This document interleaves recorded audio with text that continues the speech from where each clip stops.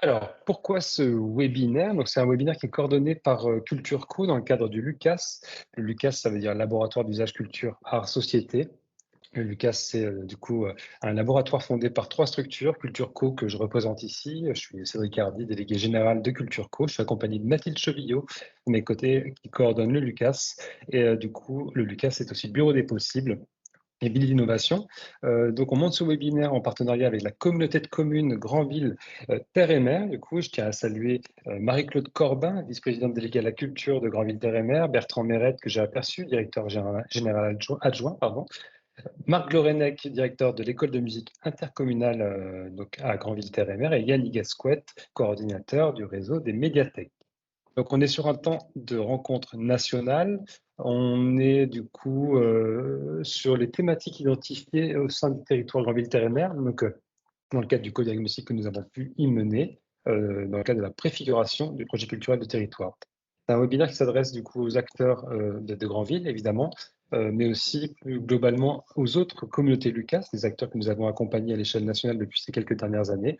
Et c'est aussi un webinaire qu'on ouvre à nos adhérents, les adhérents de Culture Co et leurs partenaires. Objectif du jour, partager une pratique, partager un parcours, un projet, s'inspirer et favoriser l'interconnaissance. Ce que je dois préciser, c'est que ces webinaires sont soutenus par le ministère de la Culture et l'Agence nationale à la cohésion des territoires. Donc, on est sur une thématique aujourd'hui qui est la suivante, l'éducation artistique et culturelle comme pilier d'une politique intercommunale. Alors pourquoi cette thématique? Bien souvent, l'éducation artistique et culturelle est un levier stratégique pour structurer et développer une intercommunalité culturelle. On l'avait repéré dans le cadre de la recherche-action menée par le LUCAS entre 2019 et 2021, avec une étude qui portait à l'époque sur la coopération entre les départements et les intercommunalités en matière de politique culturelle. Dans ce rapport, on avait notamment identifié différentes stratégies territoriales qui visaient à structurer l'émergence de politiques culturelles intercommunales. Et parmi ces stratégies, nous avions notamment repéré à l'époque quelques territoires avant-gardistes, et notamment le cas du territoire Auvergne-Rhône-Alpes avec la démarche incitative de cette direction régionale des affaires culturelles. Alors, incitative notamment par un outil, les conventions territoriales d'éducation artistique et culturelle, les CTEAC. Alors, qu'est-ce que sont ces CTEAC? Donc, les conventions, elles ont été lancées en 2013. Elles visent prioritairement à développer l'EAC sur les territoires intercommunaux en mobilisant l'ensemble des acteurs. Elles visent aussi le fait de favoriser l'accès à la culture pour tous les publics, en particulier ceux qui en sont les plus éloignés. Bien souvent, ces CTEAC sont signés entre plusieurs partenaires, notamment bien sûr la DRAC, la région, le département et les intercommunalités. Et elles peuvent financer et soutenir des actions très variées, telles que des parcours d'éducation artistique et culturelle en milieu scolaire, des résidences d'artistes, des actions de sensibilisation ou encore des ateliers de pratique artistique. Aujourd'hui, on compte environ une centaine de CTEAC en Auvergne-Rhône-Alpes et on peut du coup considérer que les CTEAC ont été et sont encore aujourd'hui un outil essentiel pour le développement de l'EAC à l'échelle des territoires intercommunaux dans cette même région. Notons d'ailleurs que la DRAC Auvergne-Rhône-Alpes lance actuellement un dispositif qui s'inscrit dans la continuité des CTEAC avec les conventions vers un projet culturel de territoire. Cette enjeu de structuration de l'éducation artistique et culturelle à l'échelle intercommunale, nous l'avons aussi repéré sur d'autres territoires, et notamment sur le territoire de Grandville Terre et Mer, dans le cadre du co-diagnostic que nous avons pu mener ces derniers mois. Sur ce territoire, les acteurs identifient cette question comme prioritaire et posent l'enjeu suivant: comment pourrions-nous faire de l'éducation artistique et culturelle un des axes forts de la politique culturelle de la communauté de communes? Derrière cet enjeu stratégique, plusieurs pistes ont été évoquées, repérées par ces mêmes acteurs. Est-ce par la structuration de parcours d'éducation artistique et culturelle qui impliquerait les écoles de musique, l'établissement scolaire et les établissements scolaires et d'autres acteurs culturels? Est-ce en développant ou en enrichissant l'éducation artistique au sein des accueils de loisirs sans hébergement et des espaces jeunes? Ou est-ce encore en améliorant l'intégration de l'EAC dans les écoles et en associant les jeunes à la co-construction d'une offre d'éducation artistique et culturelle? Comme on le dit souvent, dans le paysage des politiques culturelles, les expérimentations des collectivités territoriales ne manquent pas, et on a choisi aujourd'hui de donner la parole à une intercommunalité située en Auvergne-Rhône-Alpes pour partager son expérience. C'est la communauté de communes Le Grésivaudan. En effet, cette communauté de communes a fait de l'éducation artistique et culturelle un axe fort de sa politique culturelle intercommunale. Et après 2 années d'expérimentation et de préfiguration, un plan local d'éducation artistique et culturelle a été lancé avec pour objectif de proposer une offre culturelle de qualité à destination des jeunes et en cohérence avec les autres politiques publiques du territoire.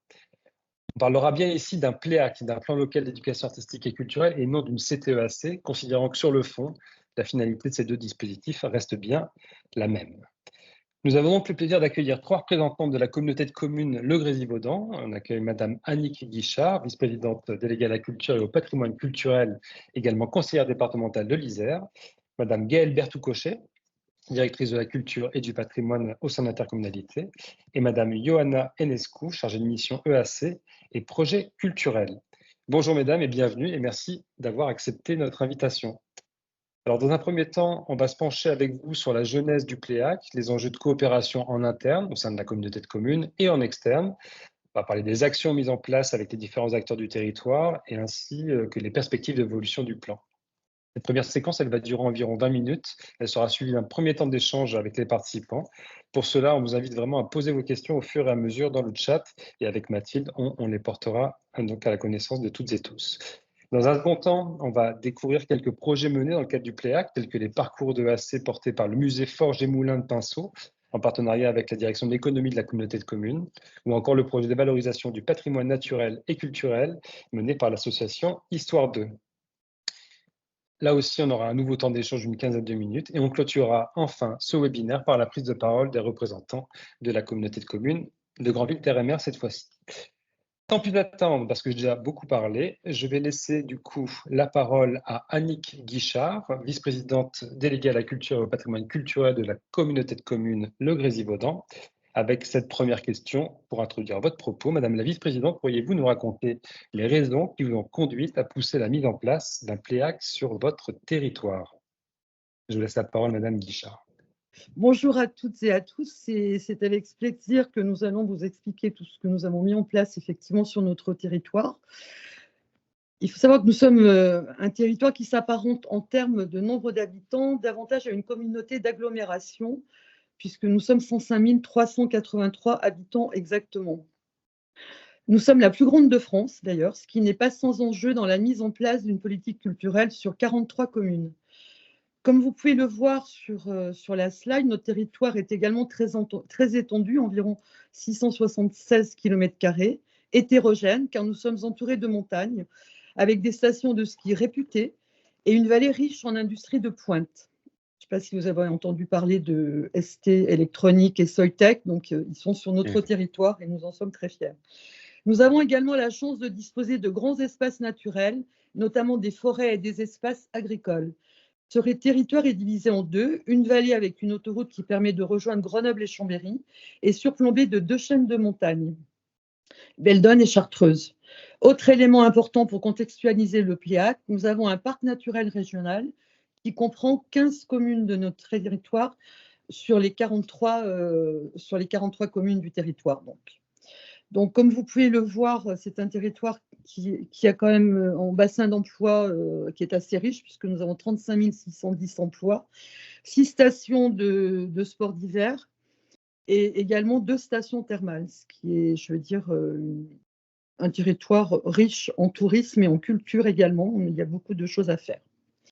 Le portrait social du territoire est assez proche des valeurs nationales. Nous avons une problématique de vieillissement de la population dont la répartition géographique se situe sur le nord de la chaîne de Beldon et sur la pointe sud de la Chartreuse et de sa vallée. Selon où ils se situent, les habitants rencontrent plus fortement des problématiques de mobilité et d'accès aux services publics. Effectivement, notre territoire est vraiment tout en longueur et à un moment donné, la mobilité est beaucoup moins importante. Je dirais au-delà de 15 km de la ville donc de Grenoble, il est plus difficile ensuite de rejoindre les petits villages dans les montagnes et autres. Autre élément important du territoire, nous avons de grandes disparités géographiques, donc même si le taux d'emploi est très bon de manière générale, comme je vous l'ai indiqué tout à l'heure. Enfin, les moins de 18 ans représentent 23% de la population, sachant que dès le bac, la majorité d'entre eux quittent le territoire pour aller suivre leurs études dans les grandes villes. Et lorsqu'ils ont terminé les études, ils n'ont pas forcément les moyens financiers de se réinstaller sur notre territoire, car il est vrai que l'immobilier est à forte valeur ajoutée et le prix du mètre carré est très élevé dans notre territoire.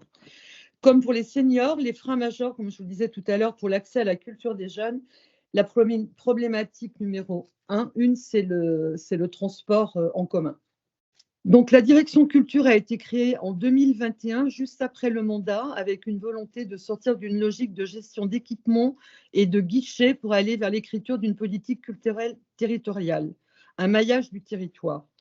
Elle est composée de 3 musées, plutôt situés à flanc de montagne, d'un équipement polyvalent et multithématique, cinéma, salle de spectacle et salle d'exposition, l'espace Aragon, et d'un réseau de lecture publique avec 2 médiathèques intercommunales, têtes de réseau et 34 bibliothèques municipales. Lors de la création de la direction, nous avions déjà une logique de guichet avec un dispositif de subvention très ouvert et que nous allons retravailler très rapidement. Cela se ressent dans la dynamique du territoire et le manque de pratiques partenariales. Notre budget de fonctionnement atteint les 4,5 millions d'euros, l'investissement étant effectivement très variable car nous avons de gros projets dans les années à venir. Nous pourrons vous en parler plus tard. Donc, comme vous le voyez sur la slide, nous avons 3 musées qui sont situés sur le versant de Beldon, on va dire. 2 médiathèques Crolles-Pontcharrat, qui sont les 2 grosses communes du territoire. Un équipement polyvalent, l'espace Aragon. Une salle de spectacle, l'espace Bergès, donc d'avril à septembre, puisqu'en dehors de ces mois, il est réservé pour être un boulodrome. Et donc, il y a environ 90 000 visiteurs dans les structures culturelles du Grésivaudan, hors événements, bien sûr, Gibou Livre et Cinétoile. Donc, si j'élargis le spectre pour regarder les ressources culturelles du territoire en termes d'équipement, nous voyons que nous sommes bien dotés avec un équilibre nord-sud, une présence bien répartie grâce aux médiathèques, mais également une répartition des équipements structurants plutôt concentrés dans la vallée. Effectivement, donc nous bénéficions de 6 salles de spectacle, l'espace Aragon qui est intercommunal, Paul Jargot, donc à Crolles, qui lui est communal et qui est également scène ressource du département, le Coléo à Pontcharrat, l'espace Agora à Saint-Igné et l'espace culturel La Pléiade à Alvar, ainsi que le Belvédère à Saint-Martin-du-Riage. Donc nous sommes assez bien lotis. 4 musées, la Maison Bergès qui est le musée de la Hue Blanche, mais qui lui est départemental, et 3 musées intercommunaux, donc le musée des Forges et des Moulins, le musée d'Alvar et le musée de la Comte de Lancé. Donc, comme je vous l'ai dit tout à l'heure, nous avons 36 médiathèques communales, 3 salles d'exposition et également 3 cinémas. Pour avoir un aperçu de l'évolution chronologique de la politique culturelle du Grésivaudan, nous avons tout d'abord structuré le réseau de lecture publique entre 2015 et 2020 pour ensuite commencer à travailler et à impulser cette politique liée à l'éducation artistique et culturelle. Nous avons, au dire de nos partenaires, avancé assez vite à partir du moment où nous avons adopté en conseil communautaire la délibération cadre qui lançait notre ambition de Pléac en octobre 2021. Nous avons d'abord fait une année d'expérimentation, suivie d'une année de préfiguration, avant de formaliser en 2023 la convention multipartenariale du Pléac, tout en travaillant sur d'autres politiques comme le patrimoine en parallèle, car nous sommes riches également en patrimoine sur nos territoires. Alors la question, pourquoi l'éducation artistique et culturelle? Tout d'abord, en prenant mes fonctions de VP Culture, j'avais comme ambition pour le territoire d'améliorer l'offre artistique et culturelle pour la jeunesse sur l'ensemble du territoire, aller vers eux, ne pas forcément les faire venir dans des institutions. Dès la sortie du Covid en 2020, l'espace Aragon, notre salle pluridisciplinaire, avait mis en place des médiations pour plus de 500 élèves en juin, médiations qui s'apparentaient à des parcours EAC. Fort de cette première expérience et de notre connaissance du territoire, nous avons analysé les enjeux prioritaires. Comme vous le voyez, ces derniers sont en lien avec le portrait du territoire. Une équité territoriale pour répondre à la problématique de disparité et de mobilité, une volonté de partenariat car il nous semblait essentiel et plus efficace de travailler main dans la main avec notamment les communes détentrices aussi d'équipements culturels, enfin de s'appuyer sur nos forces en matière artistique pour notamment lutter contre les propositions en silo. Au regard de ces enjeux et de cette volonté de travailler en priorité pour la jeunesse, nous avons décidé de nous lancer dans l'EAC. Voilà en quelques mots ce qui nous a permis d'en arriver là aujourd'hui, nos réflexions, la présentation de notre territoire. Voilà, je suis à vos dispositions si vous avez des questions sur ce que je viens de vous énoncer. Gaëlle Berthoud-Cochet, vous voulez compléter le propos de Madame Guichard? Oui, oui, pour continuer sur la même lancée. Donc, une fois que nous avions identifié les enjeux dont vient de parler Madame Guichard, nous avons défini 2 grands axes de développement pour répondre à cela. Le premier, c'est en rapport avec le maillage et la cohérence de notre offre culturelle territoriale, avec des notions d'hybridation, de croisement à la fois des publics, mais à la fois aussi des politiques publiques, donc développement économique, déchets. On a aussi des directions importantes au regard de la parentalité, de la petite enfance, de l'action sociale, et il nous semblait important de pouvoir croiser ces enjeux de politique publique et d'y répondre avec des objectifs en lien avec l'EAC. Enjeu aussi pour faire commun entre les structures culturelles, les acteurs culturels, mais aussi l'éducatif, le social, les établissements socioculturels et médico-sociaux sur tous les temps de la vie. La deuxième axe de développement, c'était la prise en compte de la problématique de la mobilité, comme l'a souligné Madame Guichard. On avait vraiment cette nécessité de répondre à la problématique de ce manque de bus et de transport, notamment sur les flancs de montagne.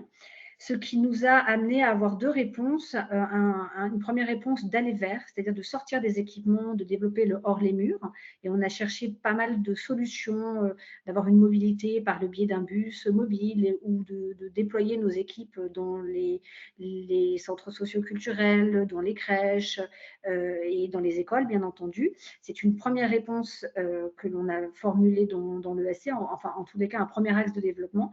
Et le second, c'était de financer, et donc on a évalué à peu près financièrement combien ça allait nous coûter aussi pour budgéter tout ça, le fait de transporter les élèves vers les structures culturelles, ce qui nous semblait aussi important d'avoir une logique de développement durable, c'est-à-dire de ne pas faire déplacer dans un parcours qui peut durer 6 heures à chaque fois les élèves, de rationaliser ces transports scolaires, donc ça c'est le aller vers, mais aussi qu'ils aient la possibilité de découvrir les structures culturelles, ce qui est aussi un des piliers de l'EAC.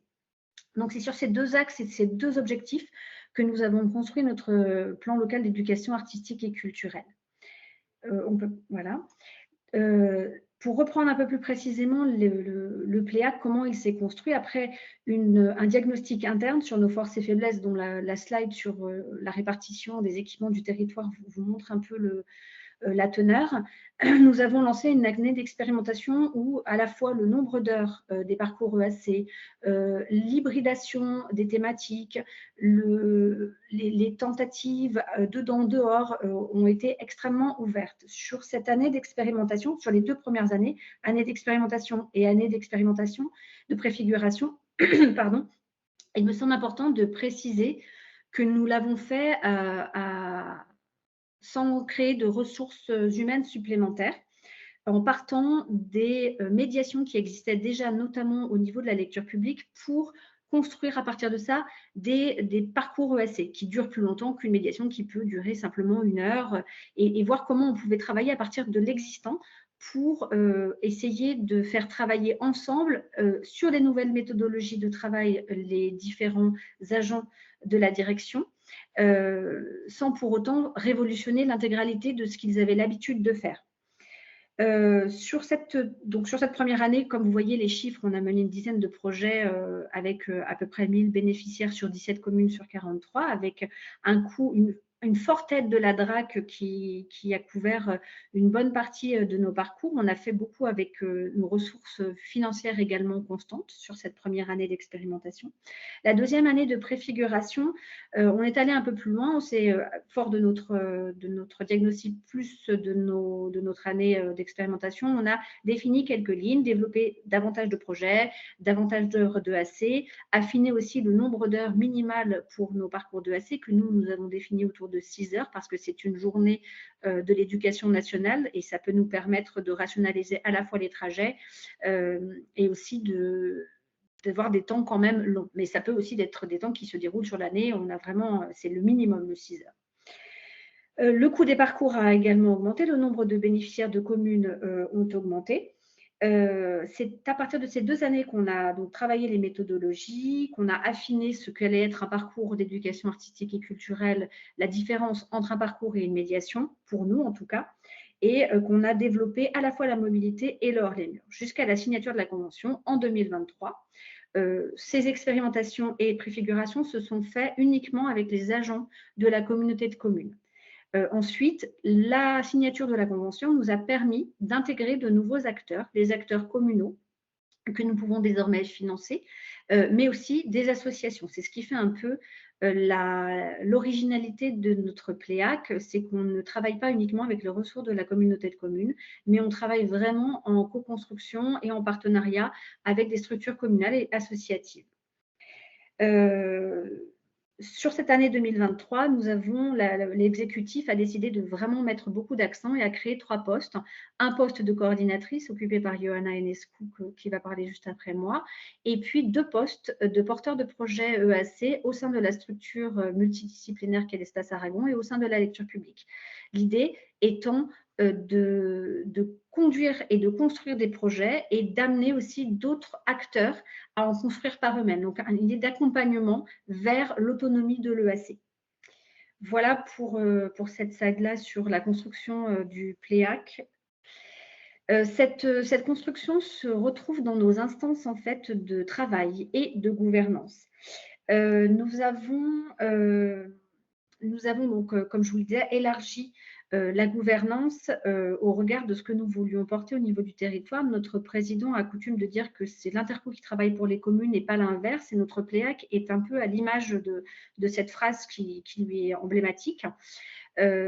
Donc, dans notre gouvernance, nous avons intégré des communes de petite, de moyenne et de grande taille, des communes qui avaient des équipements culturels, des communes qui n'ont pas d'équipements culturels. Nous avons également ouvert ce COPIL à des vice-présidents de l'action sociale et de la solidarité et de l'autonomie, vice-présidente au sport et vice-président à la petite enfance, parentalité. Également, c'est ce qui nous semblait le minimum en fait de vice-présidents à associer, sachant que nous travaillons également avec toutes les autres directions de la communauté de communes qui a énormément de compétences. Ça, c'est pour la gouvernance qui nous est utile également dans ce qui va suivre, dans le mouvement d'après. Comme le disait Cédric, la DRAC Auvergne-Rhône-Alpes est très porteuse de projets structurants pour les EPCI et instaure maintenant les projets culturels de territoire, et c'est le mouvement que l'on souhaite faire après. Et cette gouvernance nous permet de construire le coup d'après, si j'ai envie de dire. À côté de ça, nous avons le comité technique assez classique autour des signataires, enfin des techniciens dont les institutions sont signataires de la convention.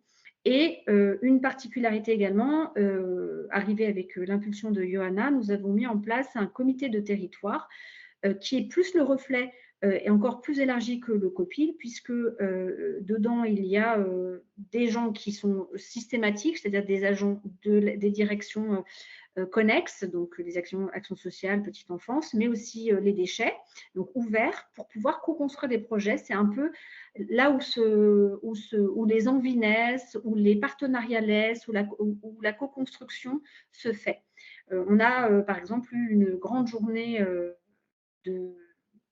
du comité territorial, du comité de territoire pour pouvoir construire les projets de l'année 2025-2026 qu'on a organisé, je ne sais plus quand, à la fin de l'année, il me semble, au début de cette année-là, et qui permet de vraiment démultiplier les croisements des thématiques et les croisements aussi de créer des rencontres qui font naître de vraiment jolis projets. Cette slide résume un peu à la fois la structuration, le squelette, mais aussi la philosophie de comment nous avons construit la politique d'éducation artistique et culturelle chez nous. Donc, tout en haut, vous retrouvez les 3 piliers classiques de l'EAC. Bien entendu, tous les temps scolaire, périscolaire et hors temps scolaire dans les 2 premières lignes. Et puis, nous, la commande, comme le disait Madame Guichard, est partie sur les publics scolaires et en priorité, donc ça, c'est les publics 3-25 EAC, mais là, il y avait une volonté d'aller davantage vers l'élémentaire. Et puis, petit à petit, à la faveur de l'expérimentation et de la préfiguration, cette donnée de départ s'est ouverte au public familial avec des actions en direction de la petite enfance, notamment avec le croisement de la CTG qui axait aussi sur cette thématique-là et sur l'intergénérationnel. Et puis, on a rajouté tous les publics éloignés qui restent des publics prioritaires sur toutes nos politiques culturelles.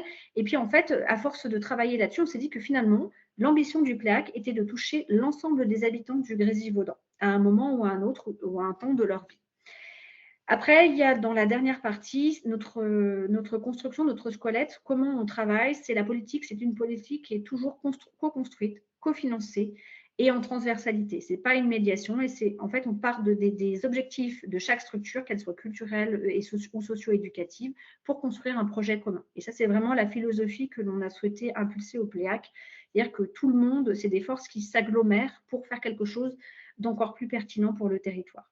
Pour résumer rapidement notre convention du PLEAC, donc nous l'avons signée en 2023, elle dure jusqu'en 2026. Nous y avons rajouté une clause, la clause de pouvoir passer directement sur un projet culturel de territoire que nous avons en ce moment en gestation.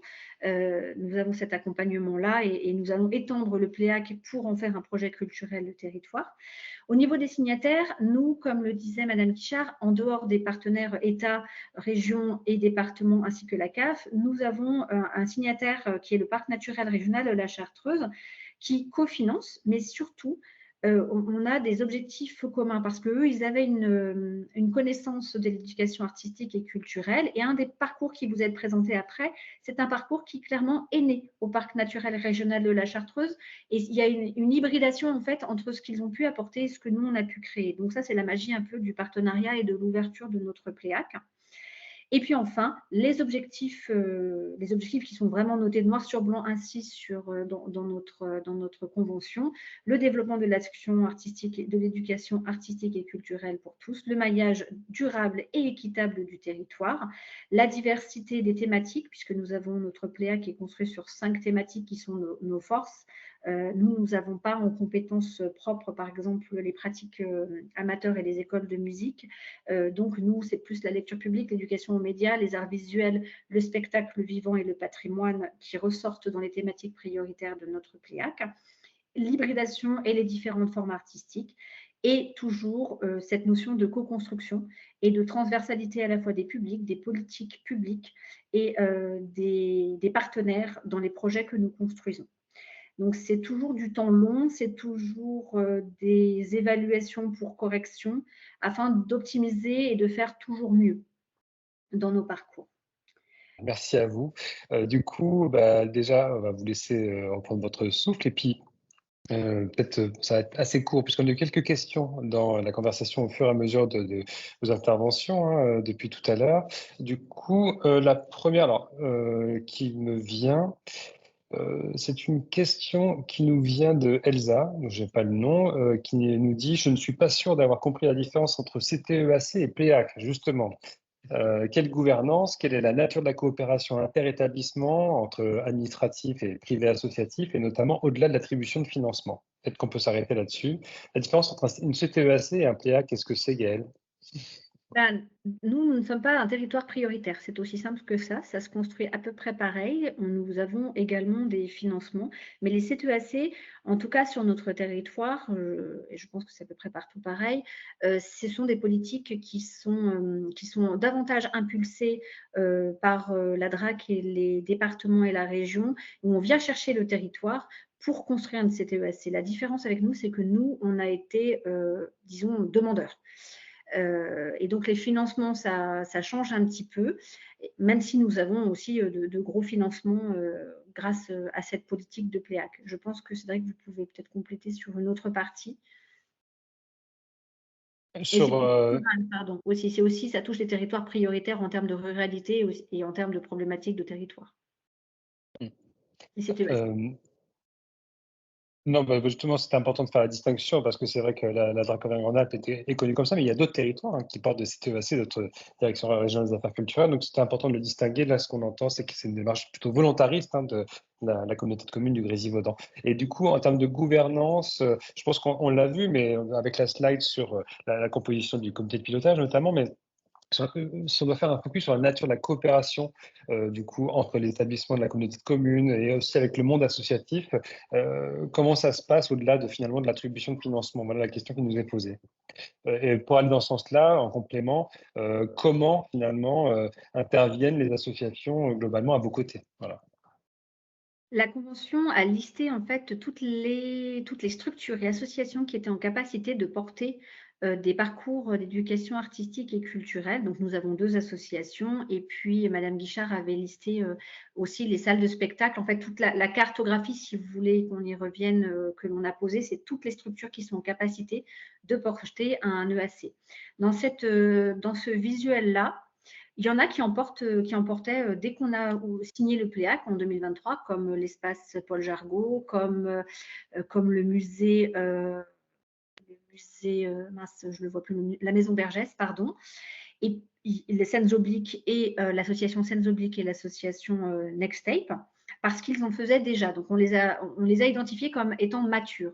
D'autres sont en cheminement. Johanna fait un accompagnement avec certains d'entre eux, ou nos 2 chargés de mission d'éducation artistique et culturelle, par exemple, sur les médiathèques, pour soit faire à la place d'eux la première année, la seconde année ou le second parcours, les accompagner sur une connaissance de ce que c'est qu'un parcours d'éducation artistique et culturelle. Et la troisième année, eh ben voilà, je pense à, par exemple, un cinéma qui, là, par exemple, j'ai en tête, pardon, l'espace culturel La Pléiade et l'espace Le Belvédère. Ils n'ont pas proposé de projet en 2024-2025, mais ils vont en conduire en 2025-2026. Donc, en fait, on va les accompagner vers une autonomie de l'EAC, où là, après, on ne sera plus que financeur. Dans l'EAC, il y a une dimension de formation envers nos agents, mais aussi en formation et accompagnement envers d'autres structures. Et c'est un peu ça qui fait aussi notre différence, parce que nous, ce qu'on avait regardé, on a les EPCI qui font des PLEAC ou des CTEAC s'appuient sur leur propre structure pour porter des projets d'éducation artistique et culturelle. Et nous, on a décidé de faire ça, plus accompagner d'autres structures matures en finançant directement et en priorisant par rapport aux objectifs du PLEAC ces financements. Et pour les autres, les accompagner afin d'avoir un meilleur maillage du territoire, de s'appuyer davantage sur les forces sans prendre en considération le fait qu'elles soient communales, associatives ou intercommunales. On essaie de faire fi de cet aspect-là pour avoir une réponse plus adéquate et plus ciblée, sachant que d'autres structures nous demandent de rentrer dans le PLEAC et que nous avons ouvert dans le nôtre cette possibilité, avec un budget constant, donc ce qui demande une répartition et un ajustement aussi en termes d'évaluation de cette politique pour être au plus près des objectifs que nous nous étions fixés. J'espère avoir répondu correctement à la question posée. Alors, moi, il me semble, Gaël, merci pour ces éléments de réponse. Et du coup, il y a d'autres questions qui cherchent à approfondir la relation aux acteurs associatifs en fait, du territoire. Une question qui demande si ça passe notamment par des appels à projets. Première question. Et l'autre, alors, allez-y. Allez-y, je laisse répondre. En fait, Johanna, peut-être que là-dessus, tu peux peut-être davantage intervenir, mais pour une première partie de réponse, c'est le Coter où commencent à naître des projets avec les acteurs éducatifs, sociaux, culturels. Ces projets sont portés à connaissance de Johanna, qui les identifie, qui regarde quel public est touché, le maillage du territoire, tous ces objectifs-là. Et ce ne sont pas des appels à projets. C'est aussi une spécificité de notre territoire. Nous n'avons pas fait d'appel à projets sur le PLEAC. Johanna, tu veux compléter ? Oui, pour dire juste que nous avons quand même un calendrier, que nous avons toute cette note de cadrage qui indique les éléments indispensables à un parcours PLEAC, et puis dans le cadre de ces comités de territoire, on redonne d'une année sur l'autre les orientations afin d'ajuster notre action sur la base du bilan de l'année passée. Comme ça, au fil des ans, on peut couvrir toutes les zones blanches et en tout cas essayer de diversifier et d'élargir le spectre de nos actions. Alors, reste avec nous, Johanna, parce qu'il y a une question un peu plus poil à gratter justement sur cette relation d'acteurs associatifs. Donc, on nous dit la chose suivante: partir des objectifs des structures pour définir le PLEAC. Soit. Pourtant, l'instance de territoire est tellement consultative, cela me paraît contradictoire avec la démarche concertative annoncée. Merci pour votre approfondissement. Donc, Vous l'avez compris du coup ou ça a été coupé? Ça a un peu coupé, oui. Ouais. D'accord. Donc, c'est partir des objectifs des structures pour définir le PLEAC. Pourtant, donc ça, c'est l'affirmation que vous avez portée tout à l'heure. Pourtant, l'instance de territoire est seulement consultative. Et du coup, la personne nous dit que ça lui paraît contradictoire avec la démarche concertative que vous annoncez.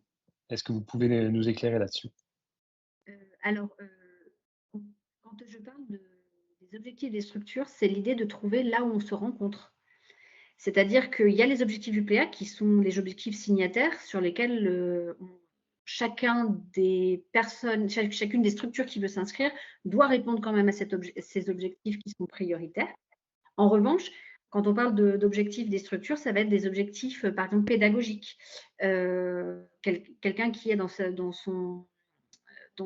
son projet pédagogique quelque chose sur le handicap, on va voir comment nous, on va pouvoir, parce que ça fait aussi partie des publics cibles du PLEAC, comment on va pouvoir travailler là-dessus. Il y a rarement de points bloquants, en tout cas là-dessus. Et le COTER, en fait, c'est marqué consultatif, mais c'est surtout un espace de construction.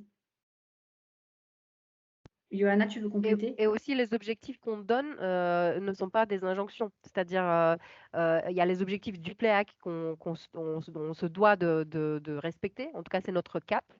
Mais les orientations pour dire, par exemple, que sur cette première année, nous avons couvert tel ou tel territoire en termes d'école primaire, par exemple, et que nous aimerions aller aussi dans d'autres territoires, c'est un objectif qui n'est pas une injonction. C'est un constat qu'on pose et en suggérant aux acteurs d'aller à ces endroits où nous n'avons pas pu aller sur l'année précédente. Et puis quand c'est pas possible et que ça ne correspond pas, moi j'ai en tête une salle communale dont l'action doit rester communale. Et en fait, c'est un peu, on respecte ce cadre-là, ce qui fait que nous, on sait qu'on va avoir moins à couvrir ce territoire-là en spectacle vivant, mais qu'il va falloir qu'on aille travailler sur le territoire d'à côté. En fait, on est dans des complémentarités à chaque fois aussi. Ah. Merci pour ces précisions. Du coup, oui, je suis là. En fait, on a beaucoup de questions. D'ailleurs, on va bientôt clôturer cette séquence d'échange, mais on va en porter quand même et en prendre quelques-unes. On voulait au début, on nous a demandé d'ailleurs de redéfinir la notion de parcours. Peut-être aurais-je dû commencer par ça. Est-ce que vous avez un schéma de mutualisation dans la Comcom? Et si oui, comment ces partenariats EAC apparaissent? Voilà. Johanna, elle est pour toi. Oui, donc déjà nous avons eu du mal aussi avec les termes. Effectivement, ça a été une des premières choses qu'on a essayé de faire, c'est d'établir la différence déjà entre parcours et projet. Puisque nous parlons de projet et dans la slide que nous avons présentée, nous donnons un certain nombre de projets.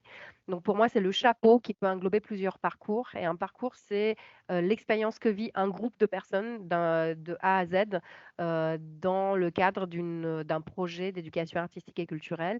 Donc, par exemple, un projet autour de la thématique spectacle vivant peut se décliner pour des groupes collèges, lycées et publics spécifiques. Donc là, ça peut faire trois parcours, par exemple. Et donc, un parcours, c'est pour nous minimum 6 heures d'intervention, 6 heures d'EAC, d'éducation artistique, d'expérience d'éducation artistique et culturelle, qui respecte les 3 piliers de l'EAC. Donc, nous ne sommes pas revenus là-dessus, hein, puisqu'il nous semble que c'est un référentiel commun au niveau national. Donc, la pratique, la rencontre et la transmission. Et donc, quoi dire d'autre sur les parcours? Est-ce que ça répond à la question? Moi, je pense que c'est bien déjà votre premier élément de réponse, et puis on pourra reposer et recreuser après vos exemples ensuite. J'ai 3 petites questions, mais c'est donc question flash, réponse flash, si vous y arrivez. Vous avez parlé du coup de projets qui émanent principalement des médiathèques du territoire, au démarrage en tout cas. Et du coup, est-ce que vous pourriez illustrer la forme que cela prend, le type de projet dans lequel ça s'est traduit? Est-ce que c'est des ateliers de pratique, des résidences d'artistes? Ça, c'est la question sur la lecture publique. Et on a une question sur est-ce que vous avez des parcours autour de l'éducation à la culture scientifique aussi? Voilà, sur les thématiques lecture publique et culture scientifique. Alors là, ça remonte un peu parce que par exemple, alors j'ai peut-être pas le bon nom du parcours. Johanna, si tu en as un qui est mieux que celui que je vais donner, je pense à une de médiathèques que l'on a, où on avait un agent qui travaille sur justement des publics éloignés, publics issus de la communauté des gens du voyage, et qui travaillait avec une MJC sur la découverte du territoire et de ses métiers. C'est quelque chose qui était antérieur au PLEAC.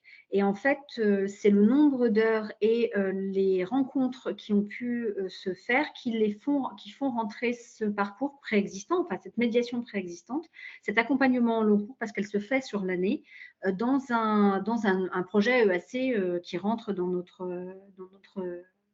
champ de compétences sur le PLEAC. Mais peut-être qu'il y en a un plus pertinent. Et après, sur le côté scientifique, ça a été une grosse question aussi parce que du coup, c'était une demande. Ça, c'est une demande de nos partenaires d'avoir l'aspect scientifique. Et donc, c'est dans certains, ça peut passer par le spectacle vivant. Alors, on a l'éducation aux médias, à l'information qui rentre un peu dans ce champ-là. On a aussi la chance d'avoir, nous, tout un patrimoine industriel qui nous permet d'aborder des questions sur la force de l'eau, sur ces thématiques-là. Et on aborde ces questions scientifiques. Mais on s'est beaucoup interrogé là-dessus. Ça a été une question importante pour notre PLEAC. Johanna, peut-être que toi, dans le vif, tu as un peu plus quelque chose de… Oui, donc peut-être moi je vais donner plus des éléments généraux. Donc en fait, la lecture publique aborde largement une thématique qui n'est pas forcément reprise par les autres acteurs, qui est l'EMI, l'éducation aux médias et à l'information, qui se décline à travers plusieurs types de projets. Il y a un projet que je vais présenter tout à l'heure autour de la fabrique de podcasts. Il y a également une thématique littérature autour d'une résidence d'auteur, en lien aussi avec un événement phare du réseau de lecture publique qui est le festival Gibou Livre. Il y a aussi des parcours à destination de la petite enfance. Et là, ce qui est intéressant, c'est qu'on a pu faire des ponts avec également une formation à destination du personnel petite enfance et des bibliothécaires qui sont retrouvés autour de cette formation. Et donc, cela a donné naissance à des envies et une meilleure compréhension mutuelle. Et il y a pas mal de projets quand même autour du cinéma aussi. Donc, je pense notamment à un parcours qui s'appelle Stop Motion. Voilà, où il y a des interventions et donc une réalisation en stop motion pour des élèves d'école primaire. Voilà. Donc ça, c'est pour donner un peu quelques idées de ce que peut faire la lecture publique. Mais pour moi, la lecture publique est vraiment le couteau suisse de notre action, de l'action publique en général et de l'EAC également, puisqu'elle agit à la fois sur un vrai maillage du territoire. Donc on s'appuie sur elle pour ça, et une diversité des thématiques. Donc il y a du spectacle vivant également, du cirque, on a eu un projet cirque, un projet autour du pop-up, de réalisation de création artistique en papier. Voilà, donc c'est tellement divers que… Voilà, quelques exemples. Très bien. Alors, ce que je vous propose, du coup, Johanna, puisque là, il me temps peut-être de passer à la deuxième partie. Je crois qu'il y a des gens attendent qu'on aille dans le concret et qu'on parle donc de projets. Moi, j'ai bien noté, effectivement, les questions sur la formation que vous avez évoquées tout à l'heure et aussi sur les publics scolaires. Je les ai bien en tête, hein, donc je les poserai dans la deuxième partie du webinaire. Et sans plus attendre, Johanna, on vous laisse la parole pour nous présenter la suite, si vous êtes prête et si vous êtes OK avec cette proposition.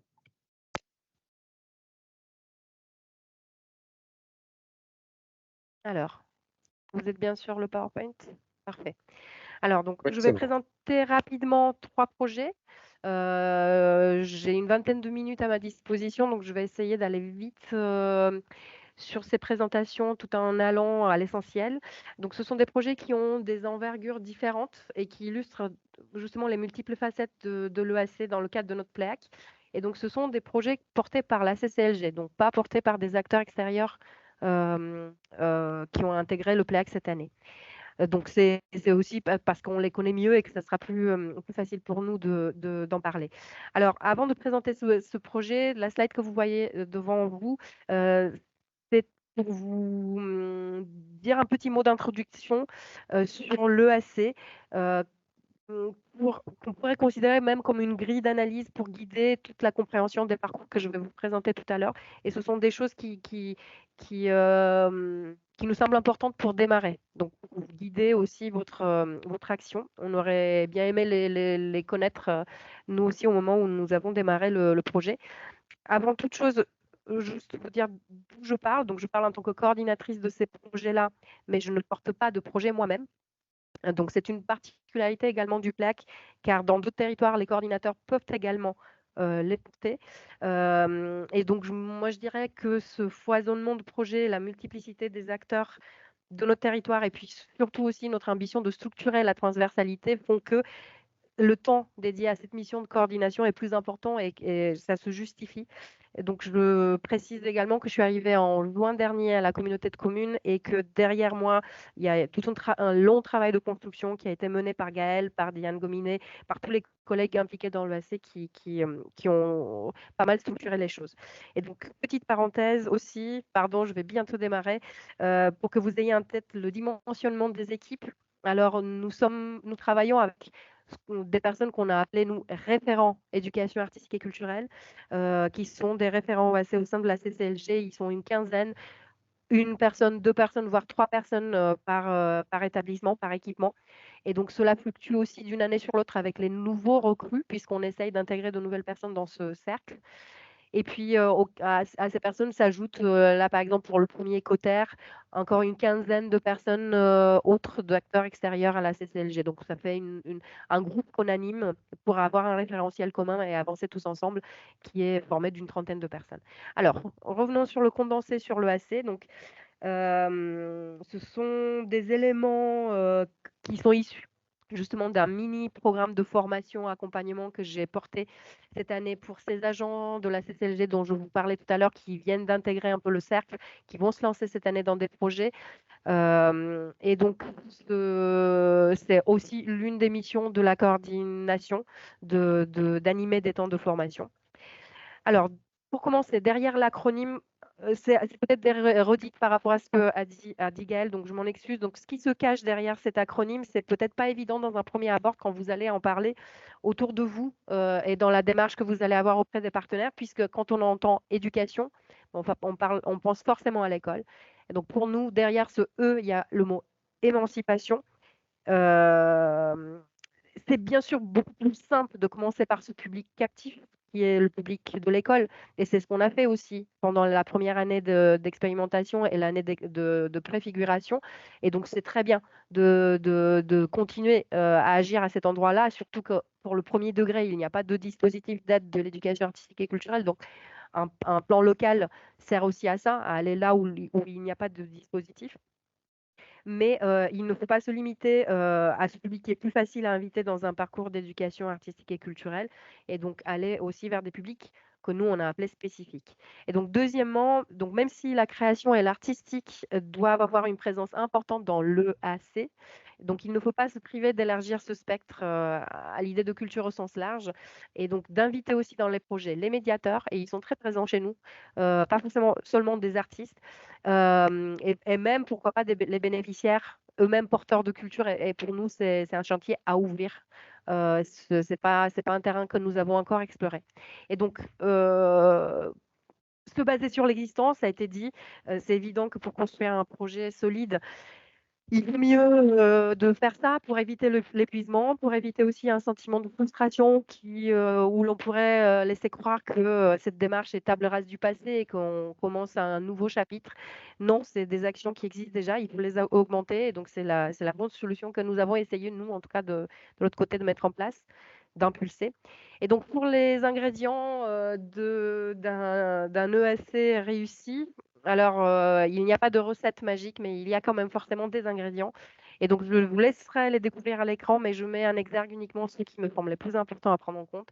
Donc, pour moi, c'est la disponibilité. Donc, c'est un condiment à utiliser sans modération, donc ce qui n'est pas sans impact sur les moyens RH. Donc, il faut le savoir. Et donc, on vous l'avait vu dans la slide de Gaëlle, ça a donné lieu à des créations de postes. L'ingénierie, il faut du temps pour s'approprier tous ces dispositifs existants, donc savoir quels fonds mobiliser, dans quel calendrier qui ne sont pas les mêmes entre les différents acteurs et puis surtout, voilà, la coordination sert à ça. Il faut aussi du temps pour remplir tous ces dossiers, c'est-à-dire si on veut vraiment bénéficier de cette ingénierie et des cofinancements, voilà, il faut qu'on prenne en compte le temps qu'il faut pour les remplir et se coordonner aussi, ou se coordonner avec ceux qui le font pour le projet. La souplesse, donc il faut être prêt à se dire que le résultat n'est pas du tout celui qu'on voulait au départ et donc c'est pas très grave, soit à cause d'aléas extérieurs, soit à cause d'un manque d'anticipation et cela arrive souvent. Il faut rester flexible. Et puis l'évaluation, pour moi, c'est important puisque, comme je vous le disais tout à l'heure, c'est ce qu'on essaye de mettre en place en structurant un peu les outils de pilotage du PLEAC. Comment sortir des indicateurs qui croisent cartographie, données statistiques, fléchage des budgets pour s'assurer du maillage, de la transversalité, de la diversité des publics et aussi d'une conduite soutenable des projets sans exploser les coûts de la mobilité, même s'ils sont importants dans notre territoire. Donc, on pourrait rester éco-responsable. Et puis, l'envie, bien sûr, et ça peut venir à travers donc soit des retours d'expérience, voilà, en réunion, journée professionnelle, en assistant à des restitutions de projets, mais aussi c'est en faisant, en fait, j'ai envie de dire, c'est en faisant qu'on crée l'enthousiasme et en réalisant ce que ça produit concrètement aussi. Peut-être au début, on peut avoir une appréhension. Ben, le fait de vivre un parcours peut aussi nous faire oublier toutes les difficultés, ou presque, en tout cas.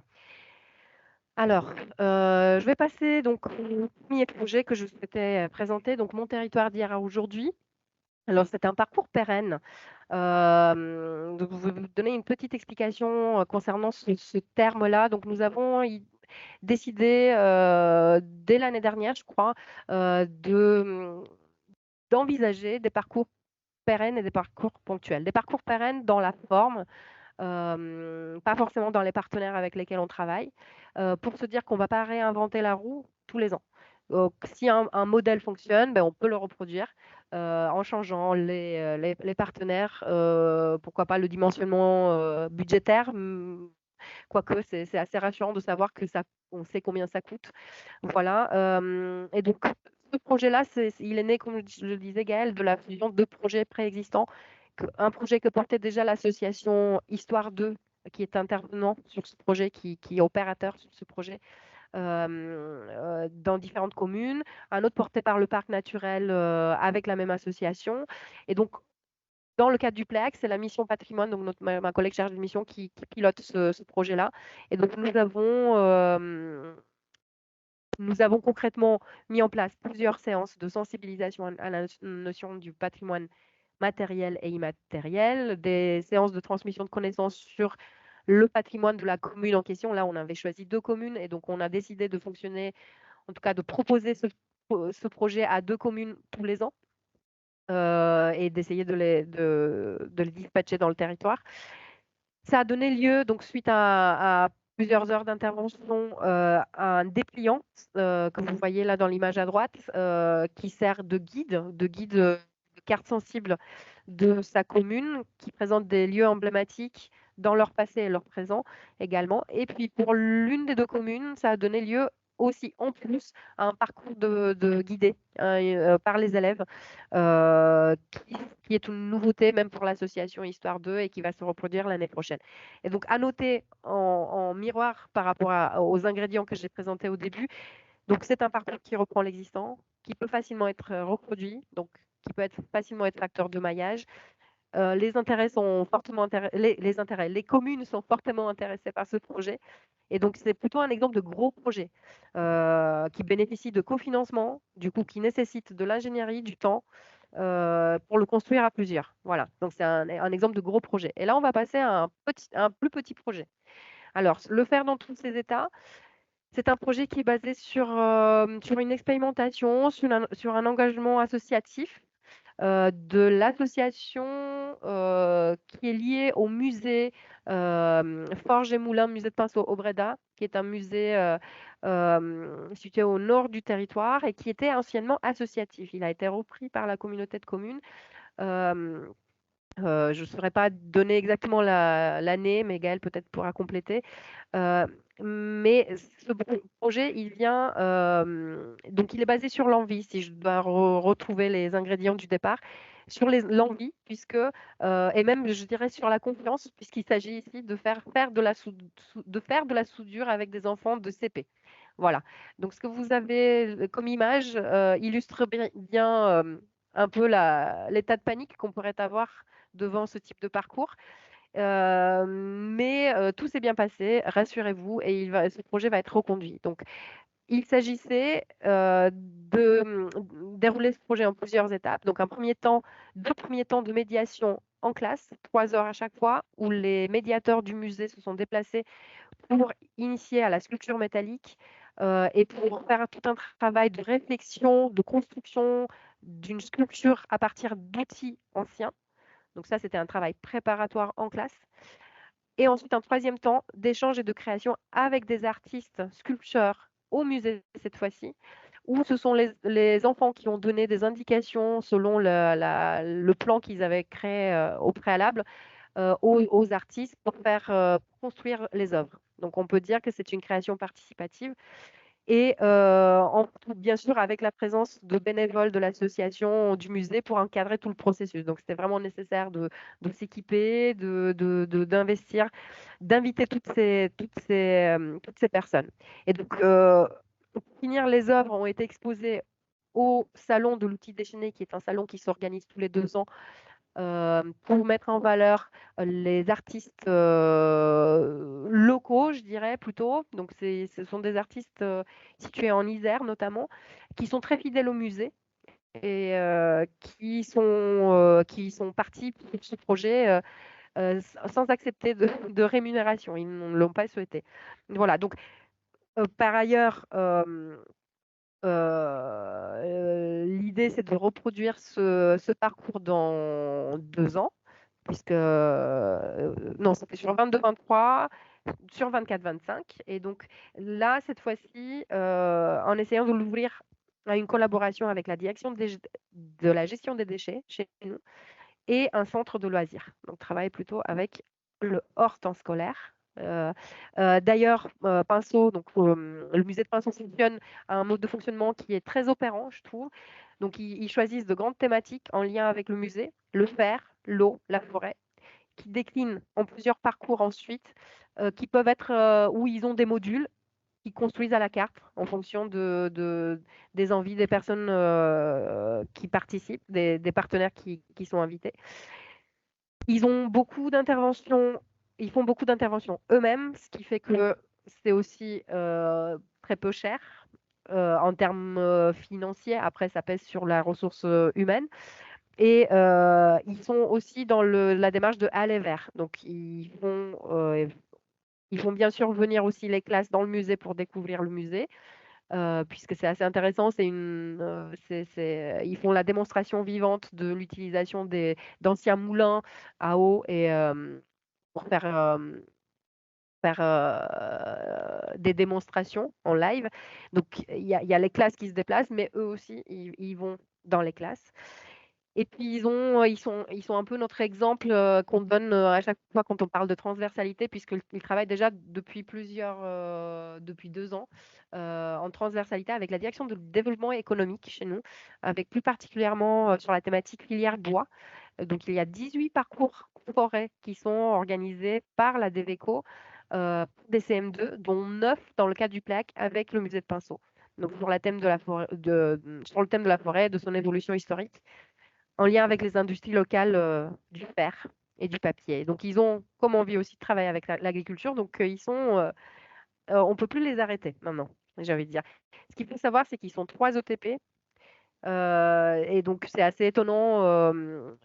Voilà, ça pourrait être assez étonnant de voir le nombre de parcours qu'ils peuvent mettre en place. Et le dernier parcours dont je vais vous parler, donc c'est pour sortir un peu du public scolaire. Donc, pour vous montrer un exemple de comment on peut faire le lien avec les publics spécifiques. Et puis voilà, illustrer, comme je le disais tout à l'heure, le remarquable travail de la lecture publique pour le maillage du territoire. Donc Ici, vous avez l'illustration de deux étapes, de deux parcours, on va dire. La première qui s'est passée à l'ITEP de Bivier, et la deuxième photo s'est passée à l'ESAT de Limbin cette année. Pour dire que ce sont des expérimentations qui peuvent être utilisées comme vitrine afin de donner envie pour construire de nouvelles choses après, et même pour que les acteurs partenaires puissent s'autonomiser entre guillemets et porter les projets même en dehors du PLAC. Parce que le PLAC n'a pas comme volonté d'être l'unique porteur des projets d'éducation artistique dans le territoire, tout au contraire. Et donc ça, c'est suite au parcours à l'ESAT de Limbin, il y a une volonté que ce projet continue indépendamment de nous. Ce sont des projets qui ont été tous les deux menés avec Radio Grésivaudan, donc qui est un acteur incontournable du territoire, qui ont, en plus de leurs compétences journalistiques, ont aussi un passé d'éducateur spécialisé, donc ce qui est très important. Et donc, comment ça s'est déroulé? Donc, il y a eu plusieurs séances pour apprendre aux élèves de l'ITEP de Bivier des techniques d'interview radiophonique, 17 heures d'intervention. Cela a donné lieu à plusieurs enregistrements. Je pourrais vous mettre le lien pour aller sur leur site, écouter ces enregistrements-là. C'est une visite radiophonique de l'ITEP. C'est pour ouvrir le lieu à l'extérieur. Et donc, ces jeunes de l'ITEP ont promené leur micro à la rencontre du personnel éducatif et soignant, des éléments patrimoniaux et des sons spécifiques au bâti propre à ce château. Et ils ont également eu l'opportunité de faire des rencontres au-delà de l'enceinte de l'ITEP, notamment avec les personnes âgées du CCAS, qui sont venus pour faire une visite guidée sur place. Et donc, ça permet d'ouvrir ces lieux, d'ouvrir l'ITEP, d'ouvrir les AT. Je tiens aussi à spécifier par rapport à ce projet le fait que pour le projet ITEP de Bivier, donc c'était inclus dans le PLAC l'année dernière, et pour les AT de Limbin cette année, c'est dans le cadre du CTL, puisqu'on a également un contrat territoire lecture où on peut faire de l'EAC également. Et donc cette année, le même type de parcours avec Radio Grésivaudan à l'ESA de Limbin, c'était inscrit dans le CTL. Et nous, on a continué dans le cadre du PLAC avec un parcours dans un collège. Donc tout est possible. Et juste pour compléter aussi et pour finir, l'ITEP de Bivier, ça vient d'une envie de terrain de la bibliothécaire de Bivier, de capter ce public, puisqu'elle savait qu'il y avait cet établissement sur son territoire. Elle se rendait bien compte qu'il ne venait pas à la bibliothèque.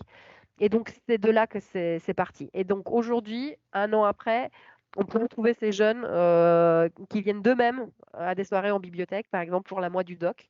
Donc, c'est notable aussi que ça laisse une trace. Voilà. Et pour vraiment finir cette fois-ci, j'essaye en quelques secondes de vous présenter ce panorama de cette année de consolidation 2023-2024, les outils se créent aussi au fur et à mesure. Donc, il ne faut pas se dire que tout doit être prêt dès le départ, même si c'est toujours mieux. Mais le principe de réalité nous prouve le contraire. Et donc, la gouvernance, on l'avait déjà. Peut-être pas encore tous les outils de coordination dont je vous présente sur cette slide. Peut-être pas encore le projet, le programme des sessions d'accompagnement que j'ai mené cette année avec notamment auprès notamment d'agents du réseau de lecture publique, pas seulement de la CCLG. Voilà, donc les chiffres montrent un vrai élargissement. Vous avez aussi les coûts en mobilité.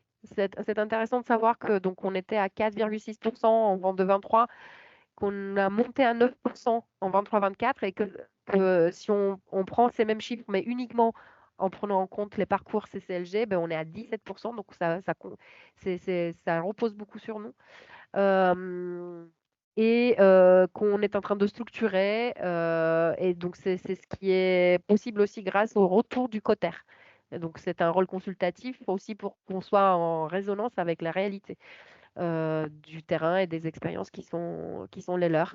Et donc, on essaye de faire cet aller-retour, de les associer pour un bilan et de prendre en compte leur retour dans tout ce qu'on fait.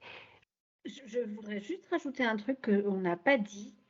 Ce que ça a créé, c'est ce que Johanna a dit, qui m'avait fait penser, c'est que nous, on est une jeune direction. Elle a été créée, comme le disait au début Madame Guichard, au nouveau mandat. Et ce que ça a généré, le ACE aussi, c'est des pratiques collaboratives en interne, alors qu'on avait un vrai travail en silo. Les acteurs de la lecture publique ne travaillaient pas du tout avec le spectacle vivant, en tout cas pas les acteurs du spectacle vivant. Et que maintenant, les gens s'appellent les uns les autres pour créer des parcours, mais aussi pour avoir d'autres projets en commun. Donc, ça a généré une dynamique territoriale en interne à la communauté de communes, mais aussi en externe, sur des travaux collaboratifs au-delà, bien au-delà de ce que peut faire et créer le PLIAC. Bien, du coup, merci Gaël, merci Johanna pour cette présentation et pour tes précisions. Du coup, on a quelques questions, du coup, on va les prendre dans l'ordre. Une question, enfin dans l'ordre, je vais essayer de surtout les organiser. Autour de l'évaluation, une question sur la mobilisation des artistes professionnels, enfin plusieurs d'ailleurs. Une question sur le rôle des écoles de musique, et je vais y revenir. Voilà, on va s'arrêter là pour l'instant, puis il y aura peut-être, si on a le temps, un sujet formation qu'on oubliera. Du coup, pour la question de l'évaluation, deux questions. Question de Monia Bazzani, que je salue d'ailleurs, petit clin d'œil, et de Séverine. Serait-il possible d'avoir quelques exemples de vos outils d'évaluation, les grilles, les critères, pensés en collaboration avec les partenaires? Donc ça, c'est Monia qui nous dit ça, et Séverine qui nous dit, voilà, quels outils avez-vous utilisés pour évaluer? Comment évaluez-vous vos parcours depuis leur mise en place, depuis maintenant un peu plus de 2 ans?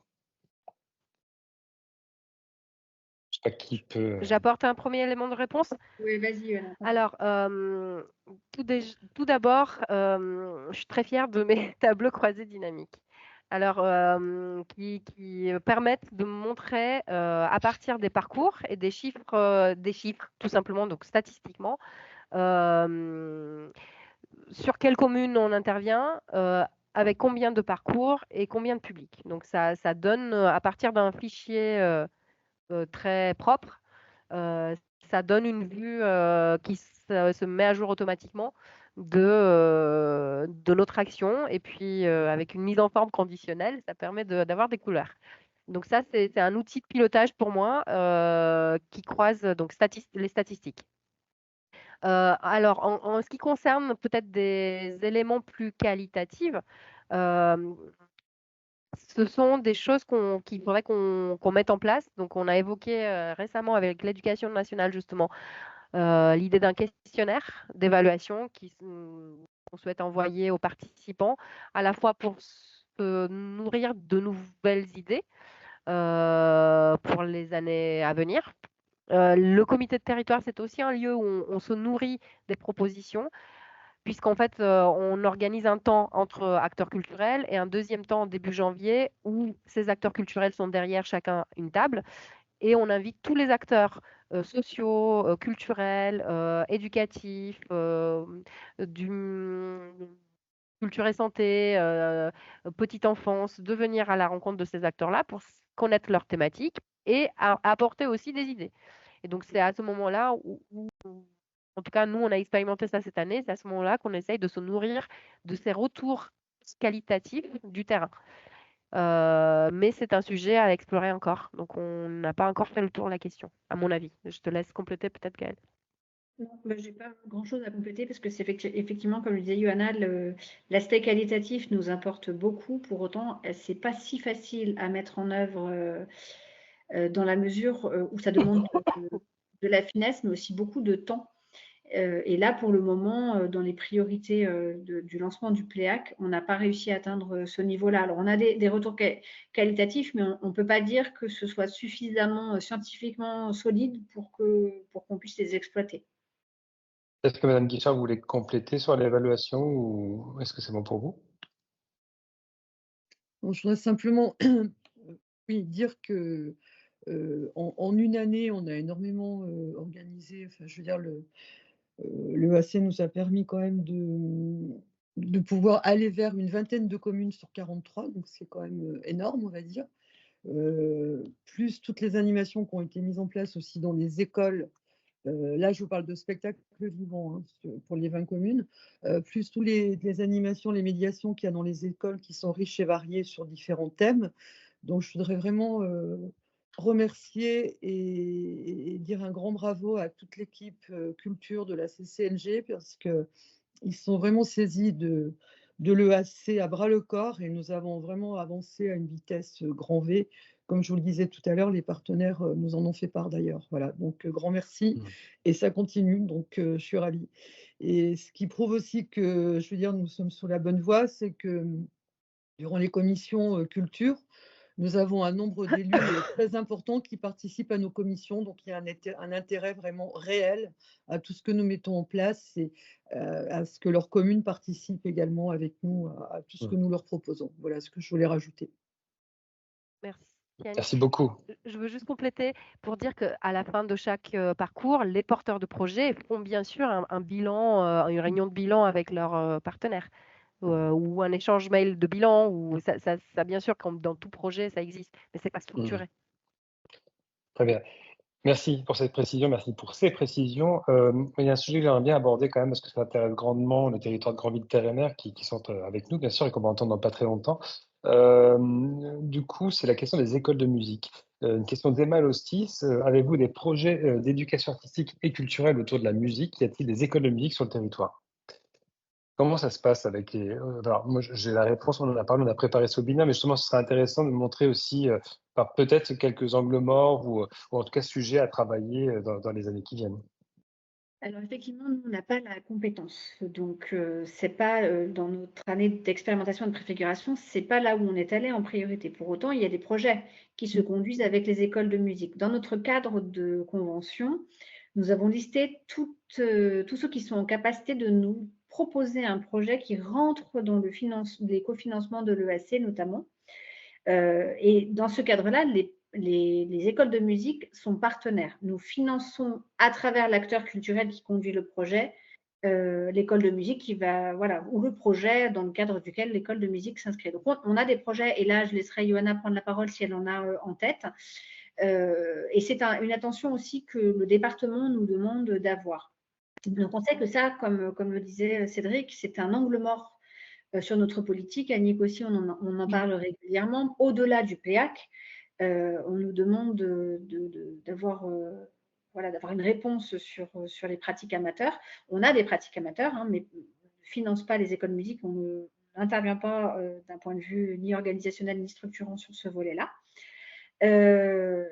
Et ensuite, que voulais-je dire? J'ai mangé un peu mon info. Ah oui, et dans le cadre de l'accompagnement, il y a des écoles de musique qui, là, se posent comme étant peut-être en capacité, dans les années à venir, pas forcément l'année prochaine, mais dans les années à venir, de porter eux-mêmes des projets d'éducation artistique et culturelle. Donc là, on va avoir un rôle de formateur, c'est un grand mot, mais en fait d'accompagnant, de compagnonnage, pour les amener au point où ils vont pouvoir porter eux-mêmes des projets d'éducation artistique et culturelle. Johanna, est-ce que tu peux compléter? Oui, pour dire qu'il y a déjà eu un projet porté par l'Espace Aragon en lien avec des écoles de musique. Et l'idée, c'est de l'intégrer dans le PLEAC. C'est le Pixel et qui prennent une autre envergure à partir de cette année. Donc, mais disons que ce n'est pas structuré forcément, mais ça existe. C'est notable. Là, on va être sur un compagnonnage avec ceux qui tapent un peu à la porte du PLEAC, mais qui ne sont pas forcément pour le moment en capacité d'en porter un tout seul. Très bien, merci. Et je vais vous poser une dernière question, parce que le temps nous contraint et du coup, on doit faire des choix. Un élément important, c'est la question de la formation, semble-t-il. Vous en avez parlé tout à l'heure, donc j'y reviens. Et on avait des questions là-dessus. Ce sont les suivantes. Quelles propositions de formation proposez-vous? Si je comprends bien, ce sont les agents d'intercommunalité qui forment les opérateurs de l'enseignement artistique, enfin de l'éducation artistique et culturelle. Donc c'est une question, est-ce que ce sont les agents? Et comment associez-vous les acteurs de l'éducation nationale dans le cadre de la formation? Donc peut-être refaire un petit focus sur la formation si vous voulez bien. Merci. Alors, je vais répondre sur ce point. Donc, disons que la priorité cette année, c'était plutôt la structuration du PLEAC, la mise en place d'outils de coordination et de pilotage. Cette formation dont je parlais tout à l'heure, c'est une formation qui a été un peu montée ad hoc par moi-même et qui a été proposée essentiellement aux agents de la CCLG et au réseau de lecture publique, donc les bibliothèques communales. Donc il y a eu quelques inscrits. Ça s'est déroulé en 3 sessions, une session en ligne et 2 demi-journées. La dernière est à venir.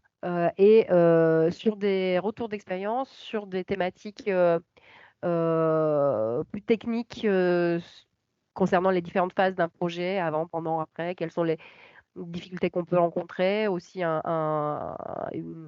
formation par les pairs. Voilà, donc c'est ce type de contenu qui ont été proposés cette année. Il y a eu des formations au démarrage, sur la première année de préfiguration, je crois, où on a fait appel à un consultant extérieur. Et les projets pour les années à venir, pour justement que ces formations soient dédiées à un public croisé d'acteurs culturels, d'éducation nationale et autres types d'acteurs dans le territoire, serait de vraiment anticiper suffisamment tôt pour que ça soit inclus dans les. Maintenant, ça s'appelle plus un PAF, un plan académique de formation. Il y a un autre intitulé. Euh, mais justement, pour moi, c'est quelque chose qu'il faut construire dans le temps. Et donc, si on organise une journée professionnelle de ce type-là, il faudrait l'organiser, la co-construire avec des représentants de chaque secteur. Et donc, pour moi, pour cette raison-là, je repousse un peu l'échéance et voilà, ce sont les arguments que j'apporterai dans ce sens-là, puisque c'est la démarche aussi qui compte. C'est-à-dire, à travers l'acte de construire les contenus d'une journée professionnelle, on peut créer des habitudes de travail, mieux se comprendre. Et donc, c'est une petite pierre à l'édifice. C'est vrai, comme le disait Johanna, on a fait une journée de formation en interne avec un prestataire extérieur qui était là plus pour dire qu'est-ce qu'est et qu'est-ce que n'est pas l'EAC et pour se faire une définition commune. Mais je rejoins ce que vient de dire Johanna, la graine de l'EAC pousse beaucoup par le pair à pair, par l'expérimentation. La formation vient un peu, là, les webinaires qu'a pu mettre en place Johanna permet de lever des problématiques que l'on rencontre et qu'il faut aborder. Mais alors, pour aussi compléter, le CTL, je crois que c'est le CTL qui avait financé ça et qu'on avait pu croiser avec le PLEAC, sur le conte. Donc là, on a eu une formation sur le conte qui a mélangé des acteurs de la petite enfance, si j'ai bonne mémoire, et des acteurs des bibliothèques sur comment aborder cette thématique-là. Et ça a fait partie de notre expérimentation de formation dans le PLEAC.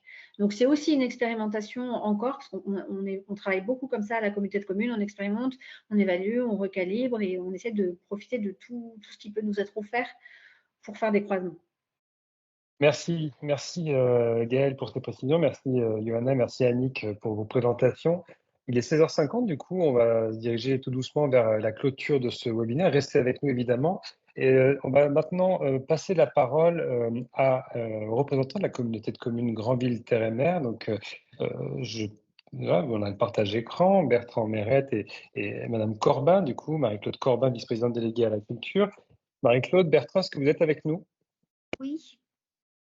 Oui. Bonjour. Alors voilà, oui. qu'est-ce que vous retenez de cette intervention, Madame Corbin? On vous laisse la parole. Je vous laisse du coup Alors intervenir. déjà, tout d'abord, je voudrais remercier Lucas pour l'organisation de ce webinaire et aussi la communauté de communes du Crépis-Vaudan d'avoir pris du temps pour nous présenter tous leurs projets. Alors personnellement, moi j'en ai plein la tête. Je suis un peu émerveillée par tous les projets que vous avez et je regrette beaucoup que nous puissions faire la même chose sur notre territoire.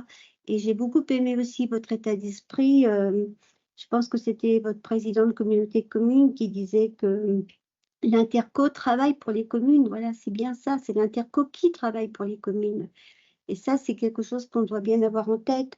Et toute cette politique multipartenariale, l'hybridation des thématiques, enfin bon, j'ai trouvé cet état d'esprit vraiment très constructif et j'adorerais avoir ce même état d'esprit sur Granville-Terre-et-Mer pour pouvoir travailler pour la culture.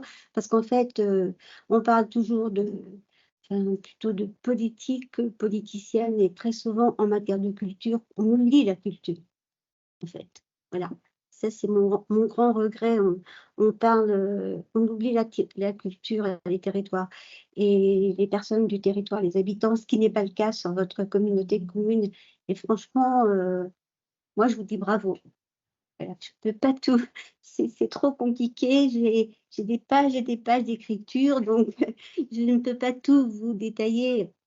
Mais vraiment, je vous dis bravo et je remercie aussi Lucas de nous avoir fait ce webinaire. Ça nous redonne un peu de tonus et ça nous donne envie de repartir au combat. Voilà, merci à vous. Merci Marie-Claude pour votre témoignage. Du coup, Bertrand, on vous laisse peut-être la parole si vous le souhaitez. Oui, rapidement en tout cas, juste effectivement aussi pour à mon tour remercier Madame Guichard, Bertou Cochet et Nescou parce que leur exposé était remarquable. Moi, j'ai trouvé que ça avait marqué quand même. Elle cherchait vraiment aussi à valoriser un territoire qui a donné envie de le découvrir. Donc, promis, si j'y passe dans le Grésivaudan, je m'y arrêterai. Et cet attachement au territoire, on le retrouve aussi notamment dans une des fiches de parcours. Là, on parle aussi de connexion, comme c'est indiqué. Et moi, ça m'a fait poser un peu la question de la manière dont le territoire pouvait valoriser, peut-être valoriser et être transmis à la jeunesse, en fait, comment on peut transmettre son patrimoine et sa culture. Et ça, je trouve que voilà, on est dans le local et ça fait écho un petit peu à ce qu'on a aussi sur Granville Terre et Mer, qui est aussi marqué, alors pas par les montagnes et les forêts, mais par sa maritimité. Et donc, moi, j'ai pu appréhender, avec les explications, un peu le rôle que pouvait avoir l'EAC dans la représentation, la sensibilité, la perception que chacun pouvait avoir de son milieu et de son territoire. Et c'est ça un peu, moi, que je retiens, mais il faudra que je revisionne en replay ces interventions parce que c'était extrêmement intéressant. Je vous en remercie. Merci Bertrand pour ce témoignage. Peut-être du coup laisser le mot de la fin au Grésivaudan, on va le dire comme ça. Qu'est-ce que vous recevez, Madame Guichard, Gaëlle, peut-être Madame Guichard, qu'est-ce que vous auriez à dire? Merci. Tout d'abord, vous êtes le bienvenu sur notre territoire. Enfin, vous êtes les bienvenus sur notre territoire. Ce sera avec plaisir que nous vous ferions découvrir. Je n'ai pas précisé tout à l'heure en parlant de notre patrimoine, nous sommes quand même la vallée aux 100 châteaux. Donc, je ne cache pas que certains de ces châteaux, il ne reste que quelques pierres, mais quand même, il y a eu 100 châteaux dans la vallée du Grésivaudan, de notre territoire que nous représentons. Voilà. Et sinon, écoutez, tant mieux si on vous a fait envie, puisque je veux dire, ça veut dire qu'on a bien réussi, si je puis le dire. Étant également maire d'un petit village et je veux dire fréquentant tous les maires donc des 43 communes, il est vrai que ce que nous avons mis en place au niveau de la culture se voit et s'apprécie, donc j'en suis ravie. Et je veux dire, comme disait madame précédemment, ça ne reste pas dans les livres, c'est du concret, c'est sur le terrain, on avance et ça se voit. Voilà ce que je voulais dire pour terminer. Merci à vous, Madame Guichard. Merci beaucoup, Gaëlle Bertou-Cochet. Merci, Johanna Enescu, pour votre temps, parce qu'il faut préparer un webinaire comme celui-ci, et pour vos explications brillantes. Je pense qu'on se reverra bientôt. Merci à chacun et à chacune de vous être connectés, du coup aussi. Je voulais juste vous passer quelques informations avant de vous laisser. Alors, c'est la petite page de pub du Lucas. On retrouve les communs du Lucas. Autrement dit, à chaque fois qu'on accompagne les territoires, on produit des ressources, c'est libre et c'est gratuit. C'est sur lucarecherche.fr. L'autre élément que je veux vous dire, alors c'est pour continuer l'échange, on a lancé un forum avec CultureCo qui est gratuit là aussi pour les agents territoriaux, les élus. C'est donc le forum de CultureCo, communauté.culture-co.fr. Et si vous voulez poursuivre l'échange autour du coup de la question de l'EAC dans les politiques culturelles intercommunales, n'hésitez pas, c'est ouvert, vous pouvez ouvrir le sujet et du coup il y a un tuto pour vous connecter. Et vous retrouverez d'ailleurs Mathilde à ce moment-là. Et le dernier élément, un webinaire qu'on organise, un prochain, mais là ce sera plutôt avec la casquette CultureCo, sur l'écologisation, c'est compliqué, des politiques culturelles, recontextualiser l'enjeu de la décarbonation, et ce sera notamment avec Cyril Delphos du Bureau des acclimatations. Voilà, j'en ai fini avec cette petite séquence de publicité nécessaire pour partager les informations. Il est 16h57, on tient la promesse, c'est l'heure. Donc merci à toutes et tous et bonne continuation, bonne fin d'après-midi, à bientôt.